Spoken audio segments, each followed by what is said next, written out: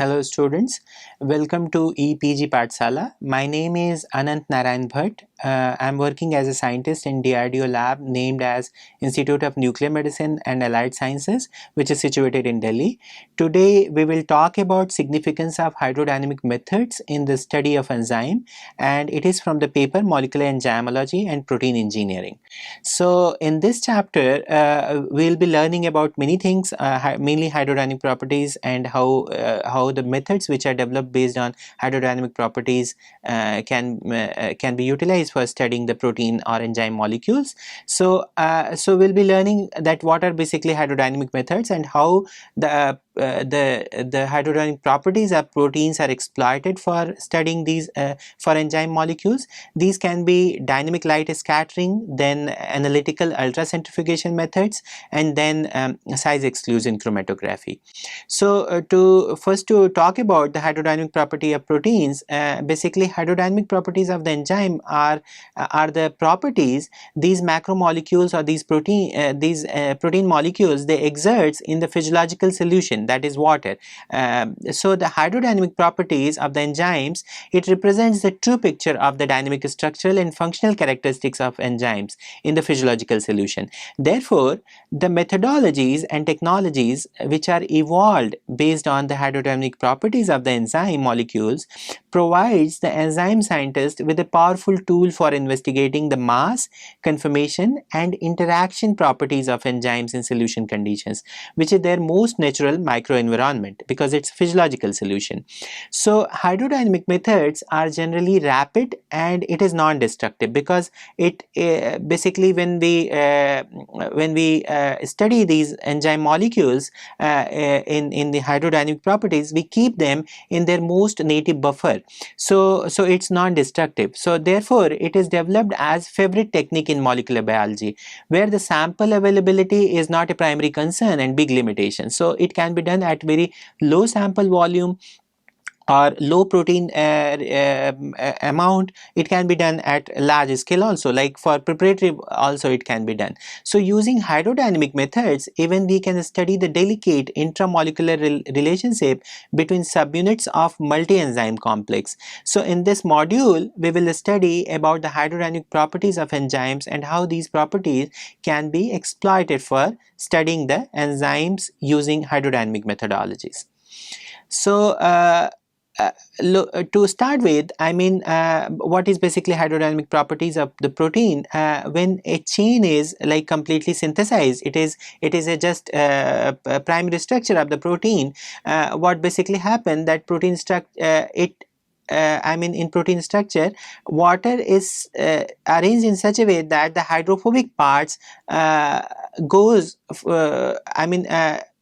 the hydrophobic part, like those amino acids which are hydrophobic in nature, it goes to the core of the protein molecule. So in such a way that so that they can avoid the water molecules because they are hydrophobic protein amino acids. So they go in the core of the protein molecule. However, the hydrophilic part are those amino acids which are hydrophilic, consisting of charge and their polar side chains. They comes out and face the water molecules. So this rearrangement of the polypeptide chain not only facilitates the solubilization of the protein molecule, but it also results in the minimization of the energy and stability of the functional state of enzyme. So one can see, like, because in protein molecules or enzyme molecules, when majority of the hydrophilic amino acids are situated on the surface, so they basically interact with water molecules. So water molecules form a cell around the enzyme molecules, which is known as hydration cell. So if any change in the shape and size of the protein molecule occurs due to its interaction with either the substrate or another protein molecule, so this interaction may lead to change in the hydration cell, and therefore the hydrodynamic property of the enzyme molecule is also changed. So in case of enzymes, when it interacts with its substrate, there will be change in the hydration cell, which will lead to the change in the hydrodynamic property of the enzyme molecule. So in case of molecular dynamic simulation studies, the crystal structure of the protein, like PDB structures, they are basically soaked in water molecule to get the exact hydrodynamic property of the protein molecule, so that all these surface residues, they should interact with water molecules. So the solubilization of amorphous protein in water increases its hydrodynamic radii or molecular volume. So this process is basically done while the crystal structures are being soaked before the molecular dynamic simulation studies are being performed in silico studies. So you can see in this graph that as soon as we are increasing the relative humidity, there is volumetric changes occurring. Volume of the enzyme molecule is continuously increasing, suggests that proportional increase in molecular volume with increasing humidity increases hydrodynamic, it influences the hydrodynamic property, and it leads to increase in the volume of the protein molecule. So before the availability of X-ray crystallography, it is the hydrodynamic properties like diffusion or sedimentation coefficients and intrinsic viscosities were basically used or employed to determine the size and shape of protein molecules, because it was a very essential requirement from very beginning to study the shape, size and shape of the enzyme molecules. So however, the major concern was like the static structure, which was derived by X-ray crystallography. So when X-ray crystallography came, it used to give the idea of size and shape, but this structure was a static structure because it was a crystal structure which was determined, and so it was always doubt and concern whether the enzyme molecule has the same structure when it goes in the physiological condition, that is when it is dissolved in the water. So whether in the cell when it is performing the biological reactions, is it the same enzyme molecule, does it have the same shape or same size when it is performing its actual function. So that was always a concern with the crystal structure. But with the evolution of multidimensional NMR, nuclear magnetic resonance, when came in picture to solve the structure of protein molecules, this tools for the structural determination was based on hydrodynamic. It was a dynamic structure in solution. So it basically answered all the concern whether the structure derived from the NMR is a dynamic structure, and it gives the true representation of the size and shape of the protein molecule. However, it has limitation that we cannot perform NMR for very large protein molecules. So there are several techniques, hydrodynamic methods, which are employed for studying the hydrodynamic properties of enzyme molecules. These are basically the size exclusion chromatography, analytical ultracentrifugation, dynamic light scattering, hydrodynamic modeling, analysis of viscosity, and then high resolution nuclear magnetic resonance, NMR. So these techniques, they determine the molecular mass, molecular size, which is we can call hydrodynamic radii also, then the oligomeric status and conformation of the protein molecule. So these hydrodynamic techniques, they can be employed to study the pH or denaturing dependent or temperature dependent conformational change in the protein molecules, but it is mainly pH or denaturing dependent conformational change in the enzyme molecules. Then it can also be employed to study the substrate or ligand induced changes in oligomeric status and the open and closed conformation of the enzyme. For example, like generally the protein exists in open conformation. So whenever the enzyme exists in the open conformation and whenever the substrate binds to its active site, it generally turns to the closed conformation. So to study the structural change between open conformation and closed conformation of the enzymes, these hydrodynamic techniques can be used. So the other hydrodynamic method is dynamic light scattering, which is called DLS also. It's commonly known as DLS. So DLS is a hydrodynamic method which is used to characterize the size of various particles and macromolecules including proteins. So mainly enzymes and proteins are being studied by using DLS. So it gives information about protein size and its monomeric or multimeric state. then DLS can determine the diffusion coefficient of the particles, because it essentially measures the fluctuations in scattered light intensity. So due to diffusing particles in the sample, so it measures the fluctuations in scattered light, using which diffusion coefficient can be also calculated. Then DLS can also be applied for the stability studies, because like if the protein become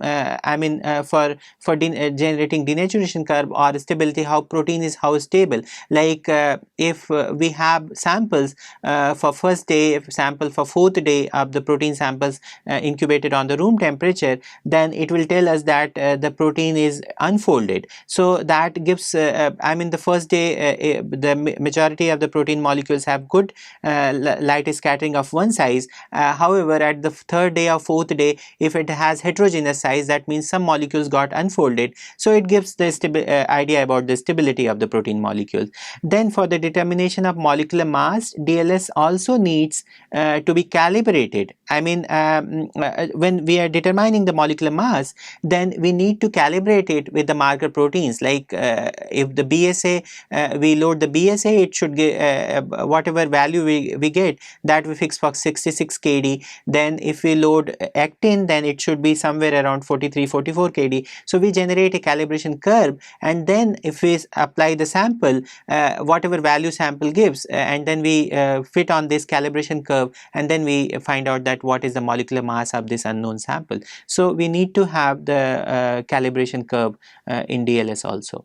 So in technique, in this method, a laser beam is scattered, which is basically a Rayleigh scattering by the sample, by the molecules of the sample. So the bigger the molecule of the sample, there will be bigger intensity of the scattering, and vice versa. So these scattered light is collected at 90-degree angle for a period of several seconds, and then it is basically converted into the data. So in this technique, the effective hydrodynamic radius of the scattering protein molecules in solution can be determined via the autocorrelation function of the scattered light intensity, which varies during the observation period. Then the signal intensity is directly proportional to the molecular size, and whatever will be the molecular size, the directly high or low signal intensity will be generated, and that will be correlated, that will generate the data accordingly will be generated with the signal intensity. So another powerful hydrodynamic method, which is analytical ultracentrifugation, this method was developed by Wedberg and Pedersen mid of 20th century. This is one of the most powerful and influential technique, was developed in molecular biology, mainly for the study of the protein molecules. This is again based on the hydrodynamic properties of protein molecules, but it can be employed for studying so many other macromolecules also. So this analytical ultracentrifugation technique, it was developed much early, like in the mid of 20th century. However, it is still the most versatile, rigorous and accurate means for determining the molecular weight and the hydrodynamic and thermodynamic properties of protein or other molecules also. Analytical ultracentrifugation can also be used to derive information about the shape of the molecules, molecular mass of a species in solution, and thermodynamic parameters relating to their association properties. So this method of analytical ultracentrifugation is very precise and accurate because the method of sedimentation analysis is firmly based in the thermodynamics, and all the parameters in the equations describing sedimentation behavior are experimentally determinable. So that is why this method is very precise and accurate. Then the analytical centrifugation can perform two different types of hydrodynamic analysis. The first one is sedimentation velocity, and the second one is sedimentation equilibrium. So the analytical ultracentrifuge is used for the measurement of molecular weights of solutes in the native state as they exist in solution, and it don't need any calibration because it based on the physical property of those enzyme molecules, so it can be calculated even without calibration. Then the method is applicable to molecules with molecular weights ranging from several hundred up to many millions. Like many times, even the virus particles are also being studied using this ultracentrifugation method. So it has a wide range to study the size of the molecules.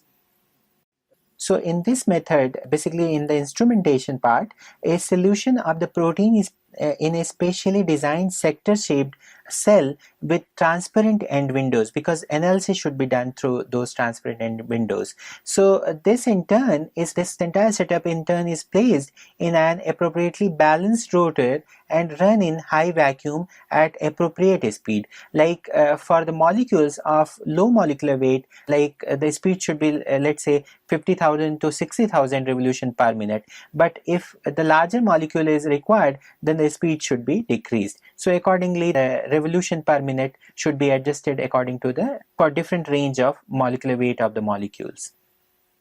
So the light source positioned below the rotor transmits light via a monochromator or fitted through the solution, and a variety of optical components which are fitted in a linear position. So the moving boundary can then be recorded at appropriate time intervals on a computer through these light path. Then the measurement of the rate of the movement of the boundary in the tubes enables evaluation of the sedimentation coefficient through this analysis, via all these analysis. So another more popular hydrodynamic method to study the hydrodynamic property of protein enzyme molecules is size exclusion chromatography. It is also known as gel filtration chromatography. So this is one of the simplest hydrodynamic method of all for measuring molar mass in gel filtration. So it is basically this was originally discovered and employed for the preparative methods, like to purify the proteins of different sizes.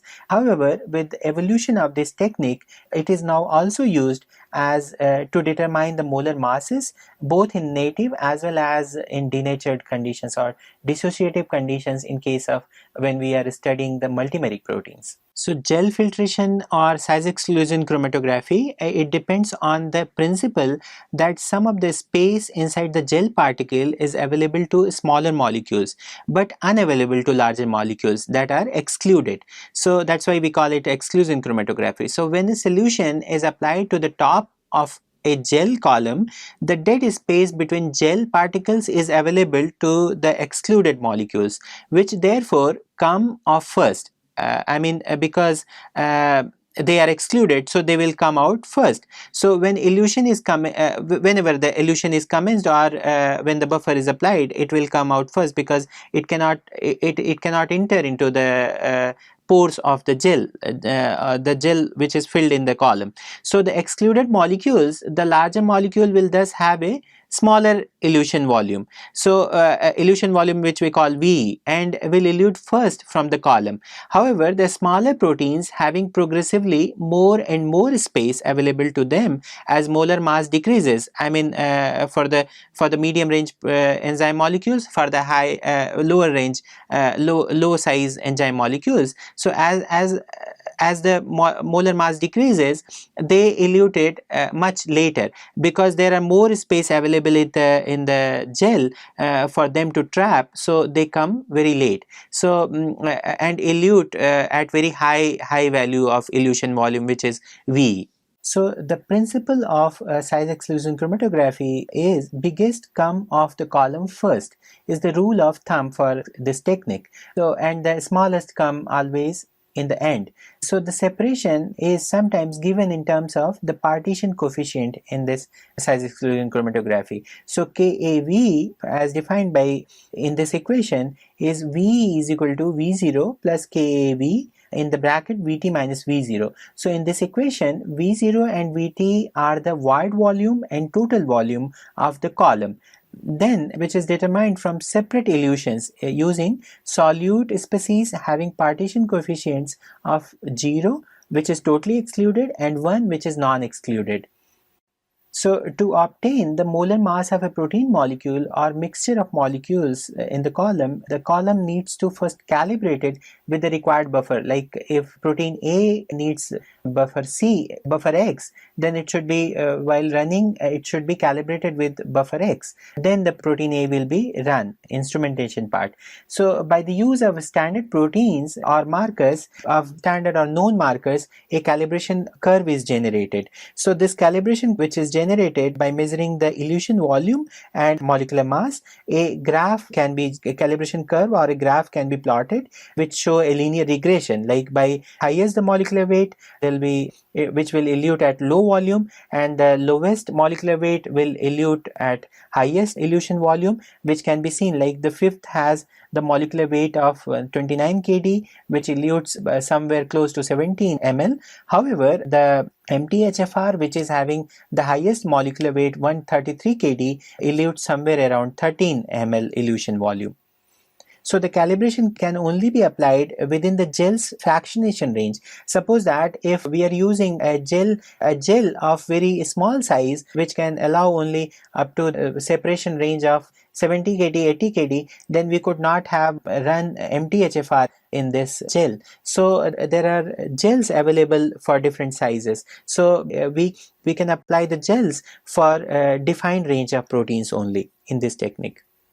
So in this figure, you can see that the analysis was done in the native condition as well as when the protein was acetylated. So to study that if you acetylate the protein, what happens, these experiments were performed in this paper, and you can see the figure shows elution profile of both proteins in both these conditions. So acetylation of the protein, which is Bacillus subtilis serine hydroxymethyltransferase, this enzyme leads to the dissociation of dimer and its unfolding also. So peak A represents the unfolded form, whereas the peak B represents the folded monomer. However, the native is the dimer. So the monomer will be eluted much later than the native dimer, and the peak which you are seeing, peak A, which is eluted early, is basically the unfolded one. So because of its unfolding, its hydrodynamic radii is increased, so it is being eluted even before than the dimer. So besides determining the molecular weight of the protein, size exclusion chromatography can be employed for studying the oligomeric status and conformational studies of the protein also. So students, let's now summarize what we have learned in this module of significance of hydrodynamic properties. So hydrodynamic properties of protein are basically the properties of protein in the reference of their dynamic existence in physiological solution, which is water. So hydrodynamic methodologies deal with the dynamic techniques involving motion of a macromolecule with or relative to the aqueous solvent in which it is dissolved or suspended. So the hydrodynamic methods of the protein help us in analyzing and determining the molecular weight, molecular size, shape, and quaternary structure sometimes, like some subunit composition.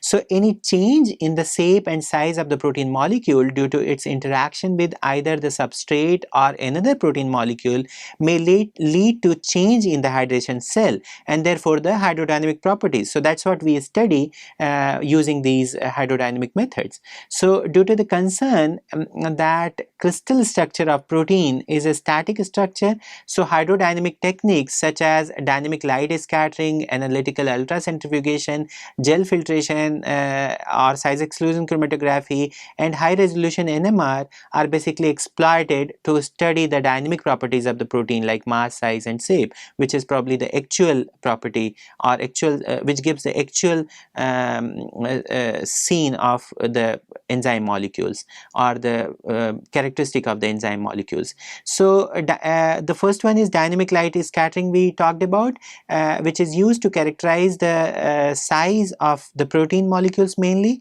And in DLS, to briefly discuss about it, in DLS a laser beam which is scattered by the sample is observed at 90-degree scattering angle for a period of several seconds, and collecting that data we observe that what is basically the size of the protein. Then the second is the analytical ultracentrifugation technique, which is developed by Wedberg and Pedersen in mid of 20th century, and this is a very useful technique. So in analytical ultracentrifugation technique can be used to derive information about the shape of molecules, molecular mass, or species in solution, like how many species, whether monomeric, dimeric, trimeric, how many kind of species is available. It gives the idea about that also. Then we can get the idea about sedimentation coefficient by using analytical centrifugation method and the conformation of the protein molecules. Above all, the simplest hydrodynamic method is size exclusion chromatography, and the basic principle of this chromatography is biggest come off the column first. This is the basic principle of the size exclusion chromatography, and the smallest comes the later in the last. So this is the basic principle, and to obtain the molar mass of the protein molecule or mixture of the molecules using size exclusion chromatography, we need to generate a calibration curve, like we need to generate a calibration curve in DLS also. So we need to generate a calibration curve of known molecular masses, and then only we can get the idea about the molecular mass of these protein of any unknown samples. This is the size exclusion chromatography is a very good technique for preparative methods also. So thank you very much for that we discussed about the hydrodynamic properties of the protein.